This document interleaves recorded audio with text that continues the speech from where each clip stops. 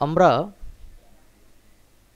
এতক্ষণ যেভাবে পোস্টগুলো করলাম সেই পোস্টগুলো কিন্তু আমরা খুব সহজেই আরও একটি মাধ্যমে করতে পারি, যার জন্য আমাদের এই পোস্ট অপশনে ঢোকার কোনো দরকারই নেই।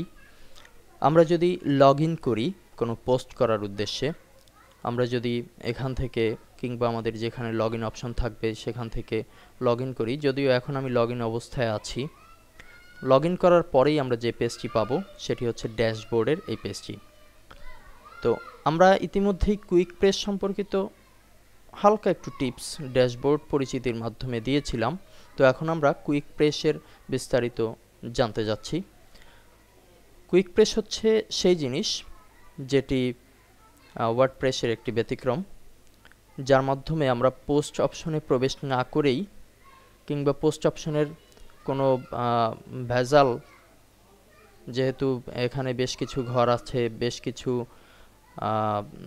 যেহেতু আপনাকে একটি অন্তত বেশি ঘরে প্রবেশ করতে হচ্ছে, তো সেই অপশন থেকে দূরে রেখে আপনি ড্যাশবোর্ডের মাধ্যমে খুব সহজেই কুইক প্রেস ব্যবহারের মাধ্যমে আপনি পোস্ট করতে পারেন। যেমন আমরা পোস্ট লিখছি test for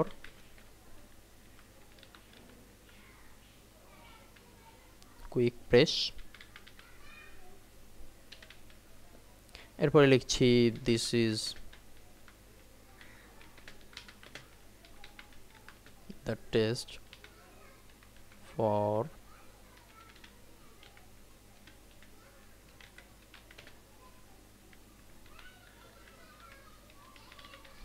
quick press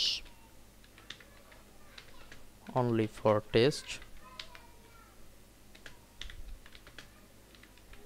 not more than, আমার যা ইচ্ছা অর্থাৎ আমি পোস্ট করার জন্য যা ব্যবহার করব সেটি এখানে লিখব।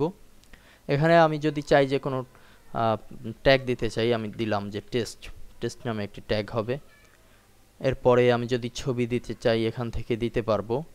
তো নেক্সট পাবলিশ, পোস্ট পাবলিশ হয়েছে অলরেডি।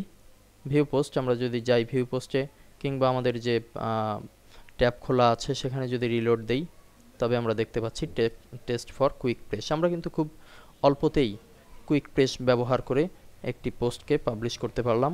এভাবে করে আমরা খুব দ্রুত পোস্ট পাবলিশ করতে পারি কুইক প্রেসের মাধ্যমে।